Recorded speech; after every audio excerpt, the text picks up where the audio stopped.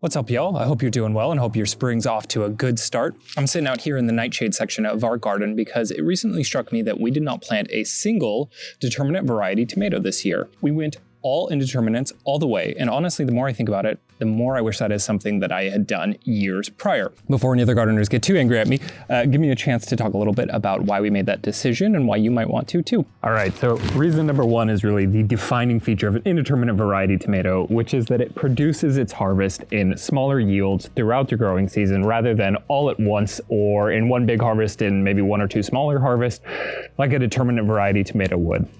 You're killing me. Can you lay down? For us as home food growers, we always prioritize plants that are going to produce throughout the growing season rather than in one large harvest, just because it's much more convenient and practical. Reason number two is that indeterminates can be ruthlessly pruned to control their lateral growth because they will continue to grow up throughout the growing season until the cold weather kicks in. And in a small space like ours, we're in a standard suburban plot, any plant that can be trained to grow vertically rather than laterally is going to be preferred every time. The reason number three is that indeterminates take better advantage of our long growing season here. Determinate tomatoes possess a self-pruning gene that effectively limits their longevity. And of course that can be worked around with proper timing and succession planting, but we've got 35, 40 tomatoes in the ground and at least 60 nightshades, and I don't want to be replanting all of those if I don't have to. Next up is the fact that cherry tomatoes like this Super Sweet 100 or this Sweetie tomato, we've got a white cherry tomato, we've got a black cherry tomato here, they're almost all indeterminates. And if you're like us, cherry tomatoes are really the priority because they are objectively the best. Harkening back to what I said about ruthlessly pruning indeterminate varieties,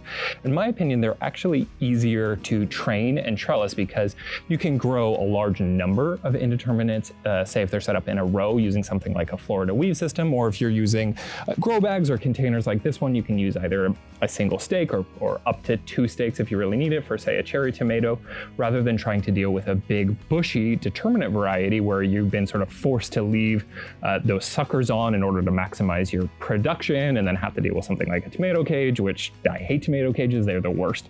So really I think pruning and trellising those indeterminates is easier at the end of the day. Reason number 6 is that this series of smaller harvests from an indeterminate variety will on average produce more food than that single large harvest from a determinate variety tomato. Now, obviously there are many factors that are gonna go into that and it largely depends on your growing season, but on average, you're going to get more yield from an indeterminate variety tomato. Okay, finally, last reason, by giving up determinate variety tomatoes, we don't really feel like we're giving up anything at all. So for instance, if you love Roma tomatoes for a nice pasta sauce, you can swap in an indeterminate variety like these beautiful San Marzanos, which in my opinion are actually tastier and happen to be an indeterminate variety to boot. Okay, that's it. Obviously this was from the point of view of a gardener with a long growing season. Really, we can be producing tomatoes into late fall here. That's not gonna be the case for everybody, so take it with a grain of salt. But I hope this was at least a little bit informative and fun, and I'll see you next time.